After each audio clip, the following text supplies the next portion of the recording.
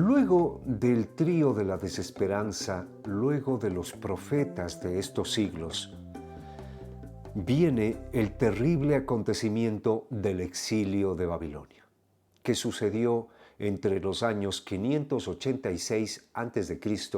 hasta el 538 a.C. Una época dolorosa, una época terrible. Babilonia invade Judá, destruye Israel y el templo, deporta a sus habitantes jóvenes, capaces y fuertes, y se los lleva como mayordomos, arquitectos, albañiles, institutrices, orfebres o artesanos a Babilonia. A los gobernantes se les exiliará, muchos de ellos serán ejecutados de formas ejemplares para evitar rebeldías o para evitar reconstrucciones de los pueblos. Israel desaparecerá de la faz de la tierra y vivirá durante este lapso como esclavo en Babilonia. En estas épocas, en Babilonia, se escribirán los libros de las lamentaciones, pero aún fuera de Israel y en medio del exilio aparecerán nuevos profetas.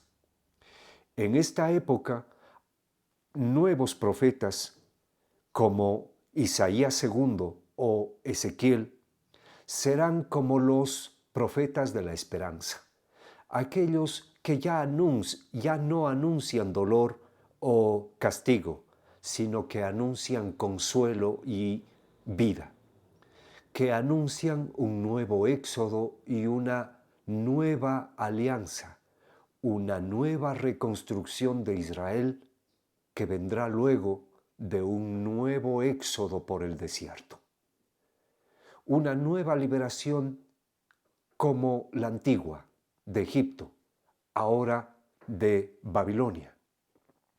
Estos profetas ya no se concentran tanto en criticar a la monarquía o en criticar a la religión, sino se concentran en acompañar al débil, en acompañar al que sufre y al que llora, en anunciar nuevos cielos, nuevas tierras, nuevos pueblos, en anunciar una nueva forma de ser Israel, en base al servicio, en base al consuelo o en base a levantar al que cae. No tanto en base a la religión, sino en base a la misericordia. No tanto en base al poder, sino en base al servicio. Los pueblos, los profetas de la esperanza, los profetas que actúan durante los últimos años del exilio y en los siguientes años, como por ejemplo, lo dije hace un momento, Isaías II y Ezequiel, son también muy importantes en la Escritura. Junto con Jeremías, son entendidos como los profetas mayores. Pero su importancia radica en que llevan al movimiento profético a una nueva etapa. Son profetas consoladores o profetas que revelan un nuevo rostro de Dios. Ya no el Dios furibundo, ya no el Dios del castigo, ya no el Dios que quiere un pueblo con una cultura, con una identidad o con unas leyes estrictas, sino ahora un Dios abierto, consolador, Padre, que trae buenas noticias, y no solo para Israel, sino en general para el que sufre, para los pequeños, para los que son víctimas del poder opresivo de los grandes, de los poderosos de turno, de ayer y de hoy. Estos profetas son conocidos como los profetas de la esperanza o los profetas del consuelo. Sin embargo, la historia avanza. Israel es liberado por los persas y se termina el exilio en el 538. Los persas permiten que los judíos regresen a Israel, obviamente bajo el control y la tutela del imperio persa. Los judíos inician un proceso de reconstrucción del país. Qué pena que la reconstrucción no se dio en base a la propuesta de los profetas, sino en base al proyecto del imperio persa. Los persas necesitaban fronteras claras, definidas, protegidas. Necesitaban fronteras vivas, pobladas y en paz. Necesitaban bases militares o fuentes de recursos. Necesitaban agua, necesitaban alimento. Para eso necesitan que Israel se reconstruya, pero al servicio de sus grandes proyectos. Los persas impulsan el proyecto de reconstrucción en base a el retomar la religión, el retomar la construcción de las ciudades, el de reconstruir las instituciones, la cultura de Israel. Se va perdiendo hasta cierto punto el proyecto de los profetas durante el exilio. Se fue perdiendo de vista las grandes lecciones que Dios quería dar a Israel con esos grandes y terribles acontecimientos sucedidos hace poco tiempo. Sin embargo, aquí también aparecen profetas. Profetas que en nombre de Dios intentan llevar a Israel también a el eterno proyecto, un pueblo de hijos de Dios y de hermanos y hermanas entre sí. Pero los profetas de la época también verán la necesidad de reconstruir el país y de reconstruir la religión, el templo, la ciudad, la frontera. En fin, el movimiento profético va de alguna forma decayendo, va entrando en una especie de acomodamiento a la realidad. Es el momento de un declive del movimiento profético. Quizá podríamos ubicar este fenómeno de crisis y declive o de lenta desaparición del movimiento profético entre mediados del siglo V y mediados del siglo VI.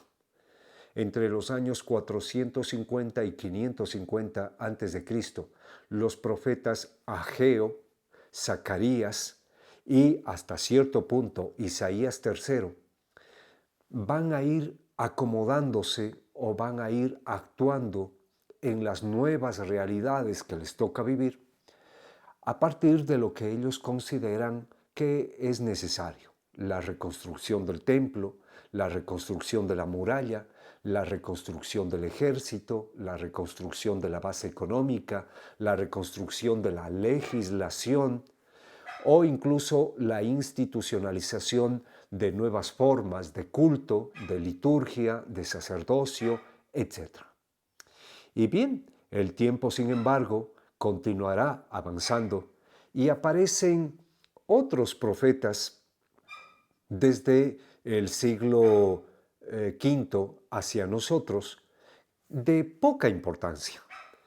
Profetas que no tendrán mayor envergadura como los antiguos, poca mordiente, poca fuerza.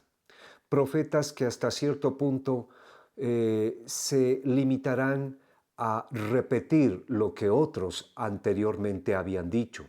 Profetas que de alguna manera se dedicarán a actuar frente a realidades puntuales como climáticas, como políticas, como económicas, pero que no serán vistos, y ellos tampoco parece que intentaban actuar a favor de un gran proyecto de pueblo, a favor de un gran proyecto de historia, de religión, etc.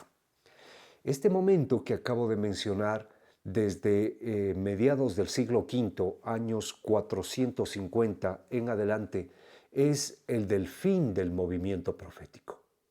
Coincide con lo que conocemos como la reforma de Esdras y el surgimiento de la teología sacerdotal. En la reforma de Esdras, el surgimiento de la teología sacerdotal, o lo que otros denominan el surgimiento del judaísmo teocéntrico, efectivamente provoca la desaparición del movimiento profético. ¿Por qué? Porque se instituye a partir de Esdras o a partir de mediados del siglo V a.C., año 450, la centralidad absoluta de la Torá, la centralidad absoluta de la ley de Moisés escrita. Es el momento de construcción de la Tanakh, que también le podríamos denominar hasta cierto punto el Antiguo Testamento. Una vez escrita la ley de Moisés, una vez construida la Sagrada Escritura judía en el siglo V a.C., ya no se necesita el profeta. Ahora se tiene todo escrito. Israel tiene que recurrir al texto o a los intérpretes del texto. Israel tiene que recurrir a los doctores de la ley o tiene que recurrir a los sabios expertos en interpretar el texto de la ley. Ya no necesita a sabios que ayuden a interpretar la realidad o que ayuden a descubrir en la realidad al Dios que actúa y al Dios que pide un rumbo. Ahora parece que la ley lo es todo. Ahora parece que Israel, para conocer el proyecto de Dios, lo único que tiene que hacer es leer la ley o atender a los intérpretes de la ley. En esta situación, obviamente, como dije hace un momento, el profeta lentamente desaparecerá o lentamente se les obligará a desaparecer. Así termina el movimiento profético o desaparece el movimiento profético hacia el 450 o hacia mediados del siglo V a.C. Si se me permite detenerme un momento, hasta aquí llegamos en nuestro taller bíblico número 6 con esta mirada panorámica a la historia del movimiento profético de Israel. En este taller, en los temas siguientes, continuamos con pequeños estudios de algunos profetas, obviamente no de todos. Imagínense cuánto tiempo y cuánto papel o cuánto encuentro tendríamos que dedicarlo para estudiar a todos los profetas o a todos los libros proféticos del Antiguo Testamento.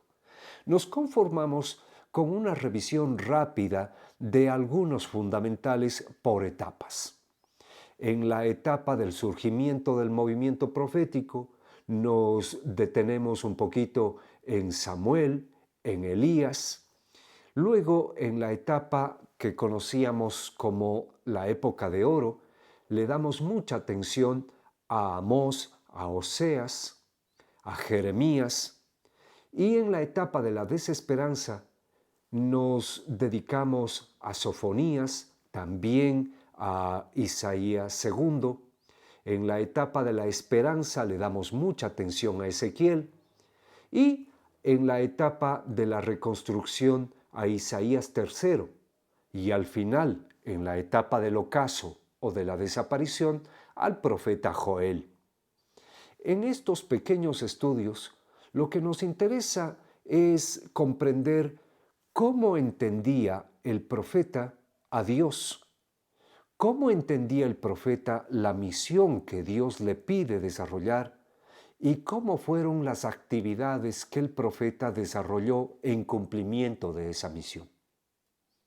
Como ustedes conocen, los talleres bíblicos no son solamente de estudio del texto o de la historia, sino que son talleres que a través de metodologías dinámicas, con trabajos en grupo, con continuas lecturas del texto, tratamos de ir obteniendo pistas para nosotros ir asumiendo nuestra vocación profética hoy en día.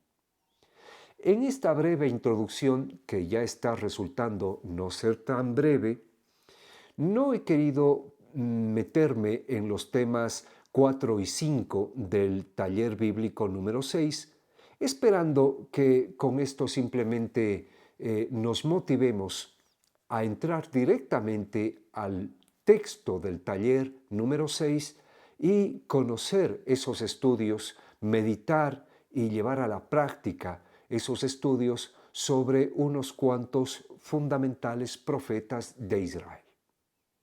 Hasta aquí este pequeño video de introducción al taller número 6. Espero que justamente haya servido de una motivación y de iluminación de este trabajo que desde hace mucho tiempo estamos desarrollando en el Centro Bíblico del Verbo Divino. Muchas gracias por su atención, pero sobre todo muchas gracias por su interés y preocupación por profundizar nuestro conocimiento de la palabra y de nuestra vida cristiana. Nos veremos en otra ocasión.